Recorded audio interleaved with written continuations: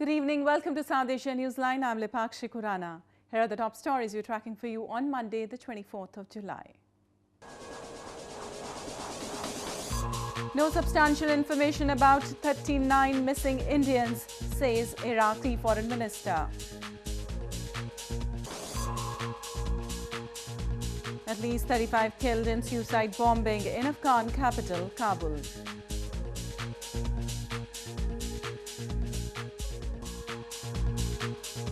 And devotees throng temples to offer prayers during ongoing holy monsoon month.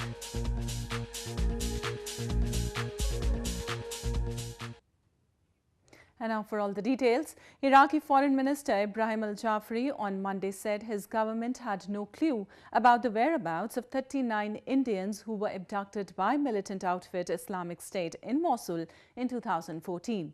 Jaafari, who is on a 5-day visit to India to boost bilateral relations, assured that Iraq is doing everything it can to trace them.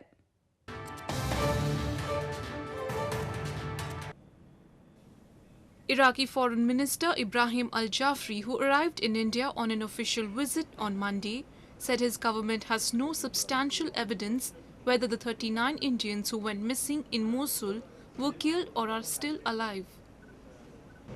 India has had no contact with the 39 men believed to have been kidnapped by the Islamic State from the city of Mosul in June 2014, but believes them to be alive. India has been pushing for information on the whereabouts of its citizens after Iraqi forces liberated Mosul early this month. We cannot give any update because we are not sure 100% whether they are alive or no. No, we don't know. Exactly, we don't know. We are going to do our best, but till now, we cannot say that they are the fate of them. Earlier in the day, Jaafari met his Indian counterpart Sushma Swaraj in capital New Delhi for a discussion on bilateral relations between the two nations as well as international issues of mutual interest. Jaafari, who is accompanied by a high-level delegation, also held a meeting with India's Petroleum Minister Dharmendra Pradhan. The Iraqi Foreign Minister, who is on a 5-day visit to India, also held talks with Indian Vice President Hamid Ansari. News just in, at least 25 people, including 3 policemen, were killed and 53 others have been injured in a suspected suicide blast in Pakistan's Lahore city on Monday.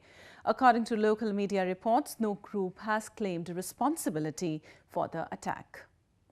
And moving on to news from Afghanistan, a suicide bombing in Afghan capital Kabul killed at least 35 people on Monday. The Taliban has taken responsibility for the attack. The victims have been taken to a nearby hospital in the city.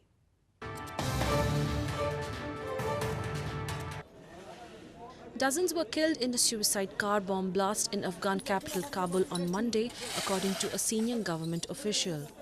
The blast took place after a suicide car bomber targeted a bus carrying employees of the Ministry of Mines and Petroleum. The Taliban claimed responsibility for the blast that took place in the western part of Kabul, located near the house of the Deputy Government Chief Executive Mohammad Mohaqiq. It is a part of the city where many of the mainly Shi'ite Hazara community live. بسیار وضعیت خراب بود 4 طرف نفر افتیدگی بود دیگه اونجا زیاد چیز بود دیگه ما با امبولانس بالا شدم اومدم اینجا دیگه نمیفهمم چه رقم شد. The suicide bombing adds to the unrelenting violence in Afghanistan, where at least 1,662 civilians were killed in the first half of the year. It came 2 weeks after the Islamic State group claimed an attack on a mosque in the capital that killed at least 4 people. Meanwhile, exiled Kashmiri leaders held a conference in England against the atrocities committed by Pakistan security forces on people of Pakistan-administered Kashmir and Gilgit-Baltistan. They also highlighted the illegal detainment of Kashmiri activists in the name of crackdown. Exiled Kashmiri leaders and political activists held a conference to highlight the plight of people living in Gilgit-Baltistan and Pakistan-administered Kashmir under illegal occupation by Pakistan. The meet was held on July 23 in London's Bradford City by Jammu Kashmir National Independence Alliance on the human rights violations being carried out by Islamabad in the disputed regions. Calling people living in the occupied territories as mere slaves, the leaders demanded freedom from Pakistani misrule. वहाँ कोई आज़ादी की, वहाँ कोई बुनियादी हुकूक की जो है वो बात नहीं है। हम मुकम्मल तौर पर स्लेव हैं और जिस दिन आपने और जिन जिन लोगों ने कोशिश की है वो उसका अंजाम देख सके हैं, जैसे आरिफ शाहिद साहब थे, दिन दहाड़े उनको मार दिया गया। They also remembered Kashmiri leader Arif Shahid, who was brutally murdered in Rawalpindi in May 2013. He was a vocal critic of Pakistan's alleged role in sending militants to fight proxy war in India's Kashmir and had also criticized Pakistan's policy of treating Kashmir as its colony. Moving on to news from Nepal, the Nepal Parliament in a meeting on Sunday approved the proposal of seeking deliberation on House of Representatives election bill as it approaches the deadline to hold the third phase of local level polls. Nepal's Interior Minister affirmed that the government was preparing for the provincial and federal elections.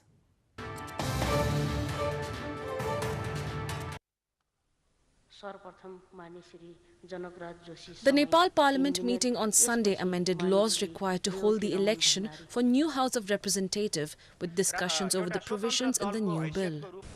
Interior Minister Janardhan Sharma reiterated that the government was preparing for the provincial and federal elections. He reaffirmed the government's commitment to holding the third phase of local-level elections in Province Number 2 on September 18th and the provincial and federal elections by January 2018. उठेका विषयहरू धेरै गम्भीर छन्। हामी नयाँ संविधान निर्माण पश्चात संविधानको कार्यान्वयन गर्ने निरन्तर प्रक्रियामा अगाडि बढिराखेका छौं। संविधान कार्यान्वयन गर्ने सन्दर्भसँगै जोडिएको प्रतिनिधि सभा, प्रदेश सभा, राष्ट्रिय सभाका निर्वाचनहरूकै तयारीमा छौं। Nepal, after nearly 2 decades, held the 2 phases out of 3 phased local polls and is set to hold the third and final round after 1 month. Despite having registered at the Election Commission, the Rashtriya Janata Party Nepal is still undecided over joining the polls. The engagement between the agitating disgruntled parties and ruling alliance is yet to yield agreement, but the leadership in Nepal is confident about the participation of the agitating Madhesi parties. In news from Sri Lanka, the Sri Lankan Navy and wildlife officials on Sunday rescued 2 wild elephants washed out to the sea in the eastern coast of Sri Lanka.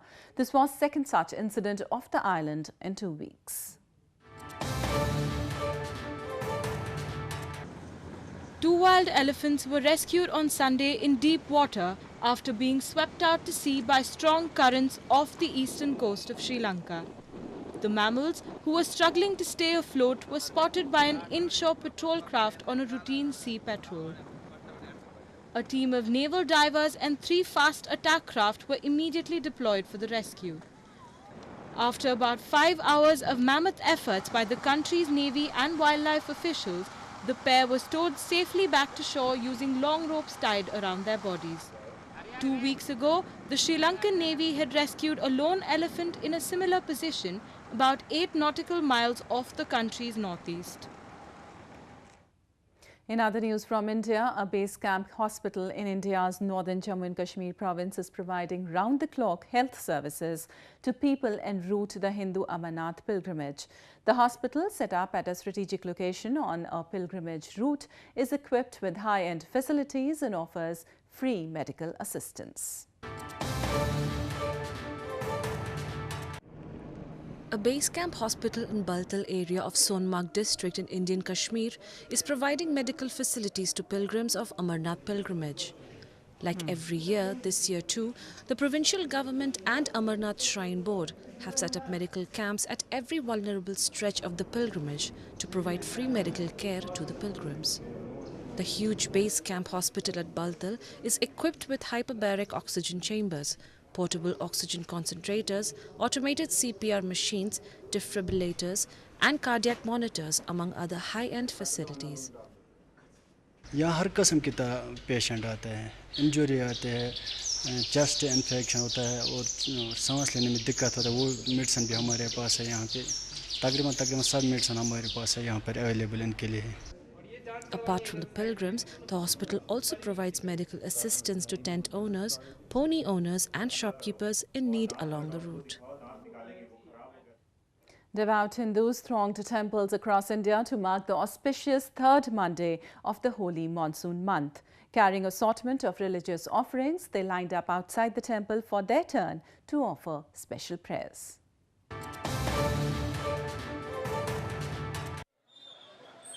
Hundreds of Hindu devotees converged at Lord Shiva's temples across India on the third Monday of the Hindu month of Sawan to offer prayers to the god of destruction. It is considered auspicious to offer prayers to Lord Shiva on every Monday of this month. Devotees bathed the lingam, symbol of Lord Shiva, with holy water and milk to seek blessings. Long queues of devotees stretching out of temples were seen across northeastern Guwahati city since early morning as men and women waited for their turn to offer prayers. इसलिए हम लोग भगवान को बोलते हैं जल चढ़ाने से वो बहुत खुश होते हैं और जो मांगते हैं वो मिल जाते हैं अभी. Meanwhile, devotees in northern Varanasi city took holy bath in river Ganges to mark the occasion. Saffron-clad devotees of Lord Shiva, known as Kavariyas, lined up outside the city's famed Sri Vishwanath temple to offer prayers. Elaborate security arrangements were done to avoid any untoward incident. Devotees perform rituals and make offerings during the holy monsoon month as they consider it to be auspicious for bringing peace and prosperity. Well, that's the way it was in South Asia this evening. Before we conclude, the top stories once again. No substantial information about 39 missing Indians, says Iraqi Foreign Minister. At least 35 killed in suicide bombing in Afghan capital, Kabul.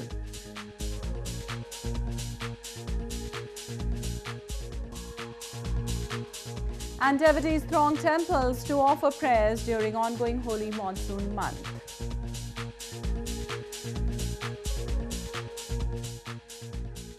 Now our viewers can watch the show on SouthAsiaNewsline.com. You can also visit us on Facebook.com/SAsiaNewsline and follow us on Twitter @SAsiaNewsline. Well, that's all in tonight's edition. We'll see you same time tomorrow. Good night.